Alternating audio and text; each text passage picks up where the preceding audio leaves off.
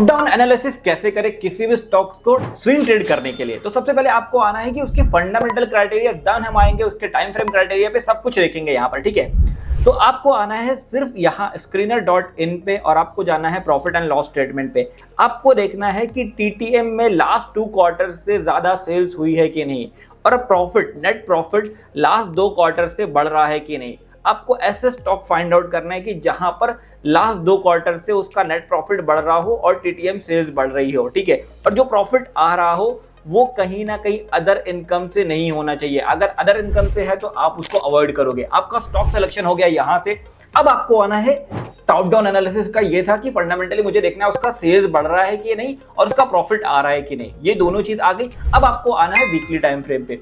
Weekly time frame पे stock bullish है तो आप आओगे डेली टाइम फ्रेम पे। डेली टाइम फ्रेम पे भी अगर स्टॉक बुलिश है तो अब आप एंट्री ढूंढोगे उसमें कोई 4 आवर के टाइम फ्रेम में किसी रिवर्सल पे या 4 आवर के टाइम फ्रेम पे किसी ब्रेकआउट पे। अगर आपको ये तीनों चीज मिल जाती है तो बड़ा टाइम फ्रेम हमेशा ज्यादा वर्क करेगा। आपको एक अच्छा एनालिसिस करके आपने स्टॉक ले लिया है। बट उसी केस में अगर आपने सब कुछ देखा, टाइम फ्रेम वीकली है वहां पर बुलिश है, बट डेली टाइम फ्रेम में वो स्टॉक साइडवेज चल रहा है और 4 आवर के टाइम फ्रेम में वो स्टॉक आपको कहीं ना कहीं बियरिश दिखा रहा है, तो आप ऐसे स्टॉक को अवॉइड करो। क्योंकि कहीं ना कहीं आपको ये तीनों क्राइटेरिया फॉलो करने के बाद ही एक अच्छा स्विंग ट्रेड मिलता है। तो इसी तरीके की चीजें सीखना है तो फॉलो करो और अपने फ्रेंड्स के साथ शेयर करो, क्योंकि